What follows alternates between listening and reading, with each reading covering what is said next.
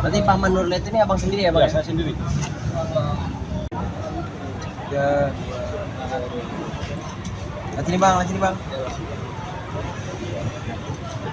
Profesi advokat Maluku bersama masyarakat APMI Kristen maupun Islam, tapi efek atau dampak negatif dari potongan video tersebut itu kemudian potongan video Ade Armando di Cokro TV, potongan video Permade Arya,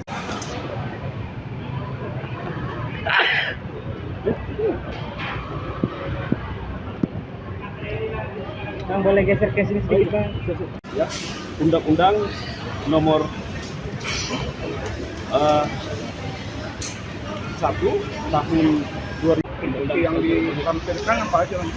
ya. Bukti yang kami lampirkan itu adalah pertama penghasutan dan provokasi yang diduga dilakukan oleh saudara Ade Armando dan Permadi Arya melalui media sosial. Karena itu kami ingin menyampaikan beberapa tanggapan dan pandangan sebagai berikut. Yang pertama, kita ketahui bersama bahwa menurut ketentuan Pasal 1 ayat 3 Undang-Undang Dasar Negara Republik Indonesia tahun 1945 yang menyebutkan bahwa negara Indonesia adalah negara hukum yang mengandung pengertian bahwa hendaknya segala permasalahan yang ada harus diproses melalui jalur-jalur hukum yang berlaku. Karena itu kami sebagai warga negara yang taat hukum dan punya kesadaran etis datang untuk melaporkan saudara Ade Armando dan Permade Arya dengan harapan agar mereka diproses melalui jalur hukum yang berlaku untuk memberikan keadilan, kepastian berkeadilan dan kemanfaatan untuk seluruh rakyat Indonesia. Kami juga berharap agar badai kegaduhan ini bisa cepat berlalu.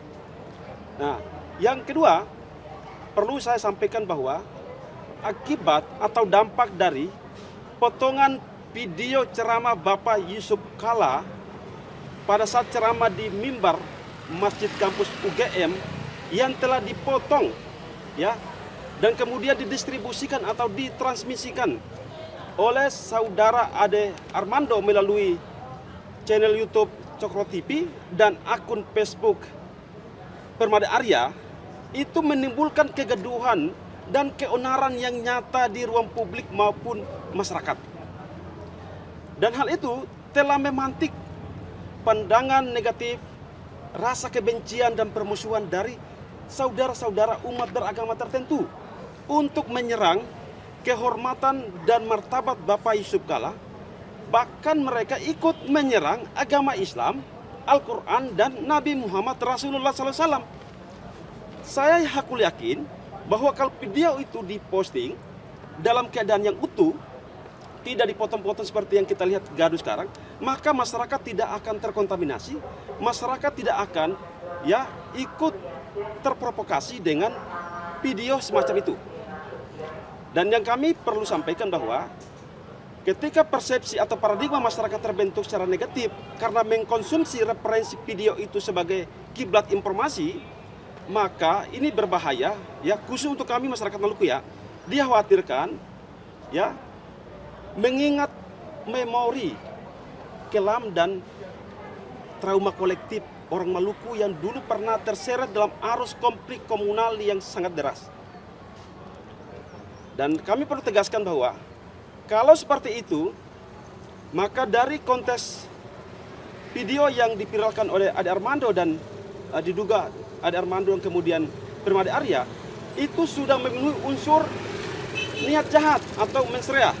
Jadi apa maksud mereka memotong video itu?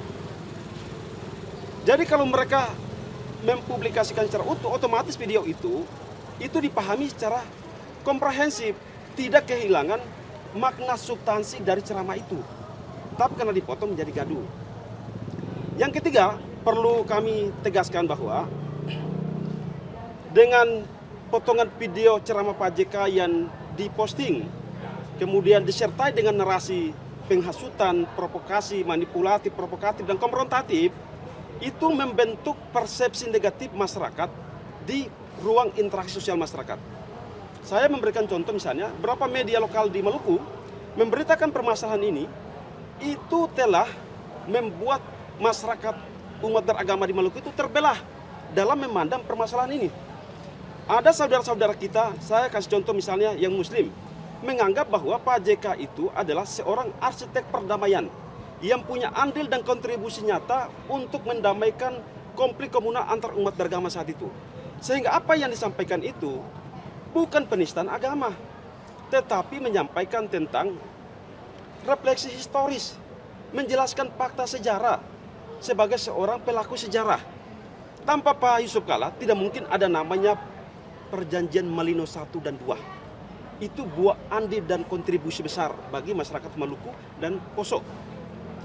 Nah, ini yang kemudian kami perlu sampaikan bahwa jangan sampai ya potongan video itu berimplikasi pada kehidupan sosial bermasyarakat kami orang Maluku. Jangan sampai ekosistem pluralisme, multikulturalisme, dan toleransi antar umat beragama yang kami selama ini rawat dan melestarikan dengan baik, itu pada akhirnya dapat dirusak dengan narasi-narasi fitnah seperti itu. Yang kelima, kami berpandangan apabila narasi yang disampaikan oleh Ade Armando yang disertakan dengan video itu menjadi utuh, maka masyarakat itu tidak terprovokasi. Karena mereka sudah memahami benar apa yang disampaikan Pak JK itu tidak sebatas narasi sepanggal itu yang menyatakan bahwa kenapa konflik itu didasarkan kepada agama atau kenapa agama itu menjadi konflik seperti Poso dan Ambon. Beliau perumpamakan seperti itu. Lalu kemudian situ beliau menyatakan bahwa karena kedua-duanya berkeyakinan, berpandangan Islam maupun Kristen membunuh atau dibunuh atau menewaskan itu masih surga sahid. Tetapi kemudian dalam akhir ceramahnya Pak JK membantah dengan mengajukan sebuah pertanyaan kritis, ya, bahwa di mana tunjukkan kalau ajaran agama Islam dan Kristen itu mengajarkan membunuh orang yang tidak bersalah itu masuk surga.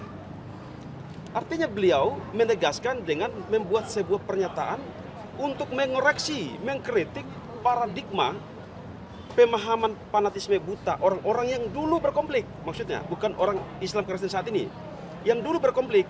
Jadi kalau beliau bicaranya adalah dulu orang-orang berkonflik, pemahamannya begitu.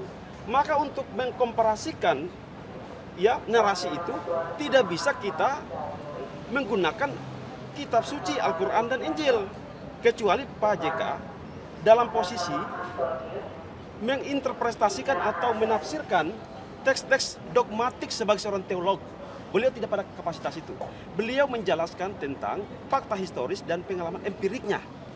Jadi kalau kita mau komparasikan, harusnya kita menyatakan, ayo kita tanya ke orang-orang Maluku atau Poso yang dulu berkonflik itu, benar nggak pernyataan Pak JK itu? Cara pandangnya harus begitu. Jadi bukan dengan kita menyatakan Alkitab atau Al-Quran tidak menjelaskan. Memang beliau tidak pada posisi menjelaskan apa yang disebut dalam Alkitab dan Al-Quran. Itu pemahaman yang keliru. Nah, yang berikut lagi, kami perlu sampaikan bahwa setiap orang dengan sengaja tanpa hak distribusikan atau mentransmisikan sebuah informasi elektronik atau dokumen elektronik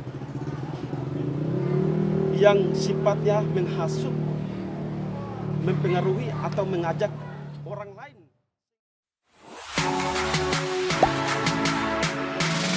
Gak sempet baca? Dengerin aja, klik icon text to speech di okezone.com.